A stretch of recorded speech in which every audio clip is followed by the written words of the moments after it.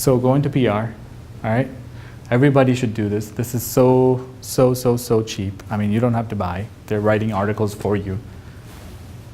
Sit back and enjoy all the press you're going to get. Hopefully it's positive. So again, kind of the then and now. Back in the day, we just wrote press releases, thinking that we're going to get somewhere, and nobody ever writes anything about anybody. You just spend hundreds and thousands of dollars. It's more of a pride and ego thing that you wrote a press release. You think you don't even have time to read it. But today, every journalist, information is public, including their email address. You can contact them directly and build a relationship. And if you want to get closer to them, I'll give you a hack. Because, you know, they get hundreds of emails because that email address is public. You got his LinkedIn profile. You got his Twitter ID. Like, it's pretty darn public. And I don't know if this screen shows it, but the others, yeah, it's like jr@techcrunch.com. But before you talk to the guy, because he gets a lot of them, I'll tell you what you got to do. So as all of us here are in some industry or another, we have to start studying and becoming more of a research company, more so than just technology or whatever it is that we do, and start aggregating data and have some sort of first-party information that nobody else has but you. Because what you're going to do to get their attention is to first say, hey, Junior, I'm going to call him Junior, I think his name is Junior. Hey, Junior, I'm doing a study, and I know you write about small business marketing. And I'm doing this research. I've aggregated so many thousand people's, marketing strategies. I'm doing this study. Would you be interested in getting the results? The ask is basically, are you interested in getting something? Not, do you want to promote my company? I just rolled out this awesome feature. We have a robot. Can you write about the robot? We just released it on, whatever show. No, they don't care. The guy's got more emails than all of us because his email is public. I hate putting emails public because the wrong people get it. Right? So I'm saying, I did this study, so this is my example.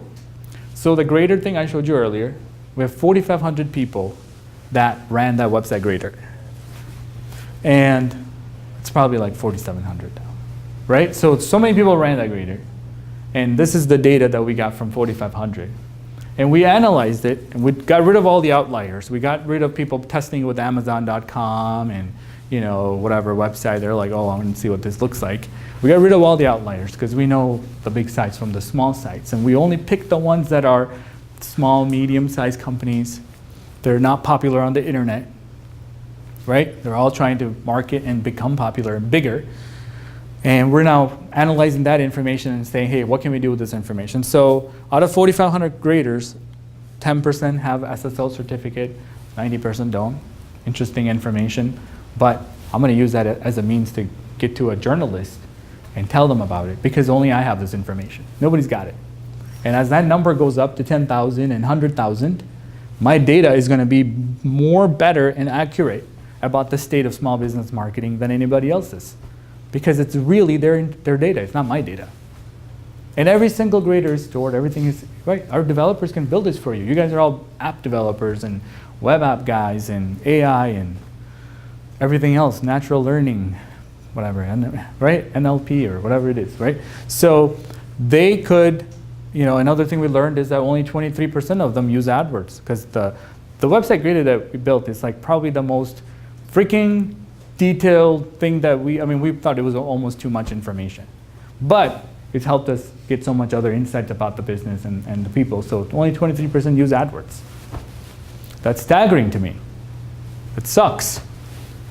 Are we all waiting for organic traffic to kick in to make our number this quarter? Right? Good luck with that one.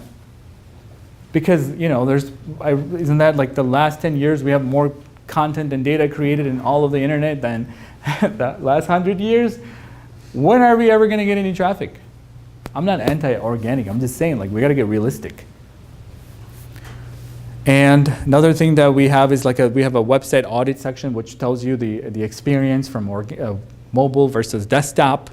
And this is an example of what it looks like. Only 68% of them, the average was 68% across all of these websites on desktop. That means that it sucks on a desktop already, let alone on a mobile device. and it's like 59% on mobile device. That's the average across all these mom and pop shops and app companies or whoever else all on our website. Across the, we have more information about their competitor, we have information about the backlinks, we have information about what industry their website is, their Alexa rank, we have everything. Everything and anything that we can get from that. And I didn't do any of it, they did it. So if you can become that thought leader and get that insights about your buyers, then you're going to get the press that you want. But just by telling them I launched a new website and this is where the new Amazon for baby books, I'm not saying it's a bad idea, you get it? You want to get them to reply to you and you want to build that relationship. And you have somebody to follow up with and say, hey, Junior, do you remember we talked a couple of weeks ago? Well, we got the data. Can I send it to you? Because he already writes about the topic, I'm not asking him to write about me. I'm just trying to show him something of interest and hoping that he's going to bite. If you do that enough, you'll get press.